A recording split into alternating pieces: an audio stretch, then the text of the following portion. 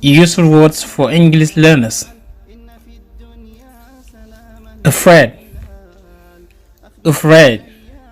mooy ragal. I'm afraid of dogs. I'm afraid of dogs. dama ragal xaj.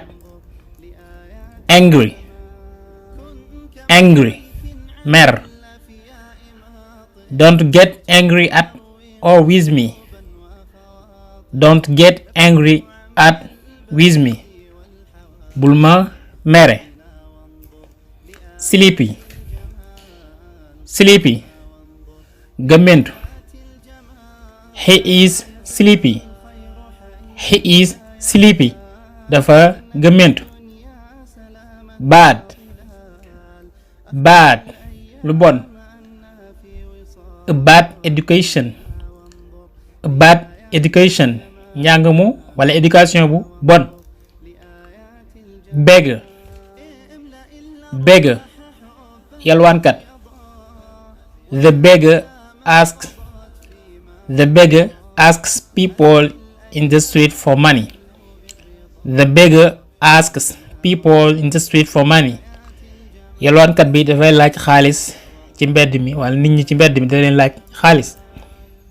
Bitter. Bitter. lu weex.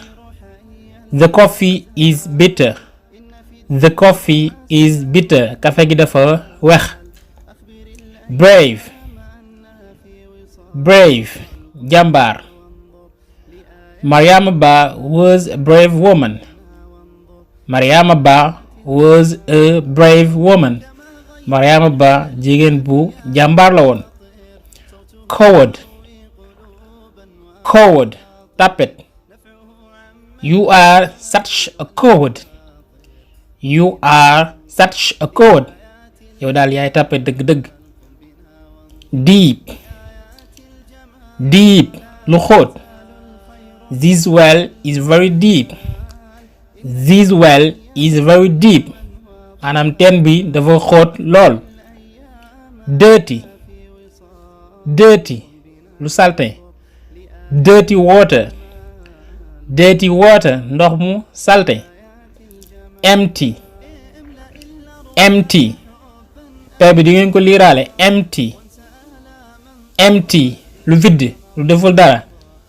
The house is empty. The house is empty. kër gi dafa vide wala dafa wéet kenn nekk fi. Guilty. Guilty. Coupable.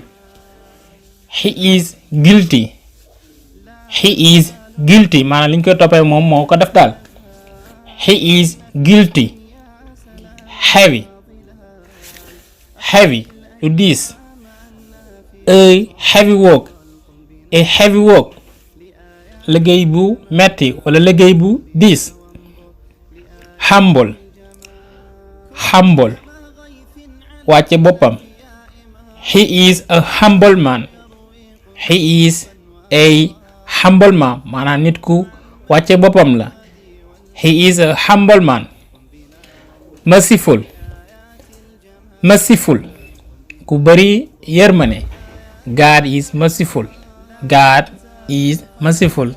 yàlla sunu borom ku wala yàlla ku bari yërmande la. God is merciful. Thanks for watching.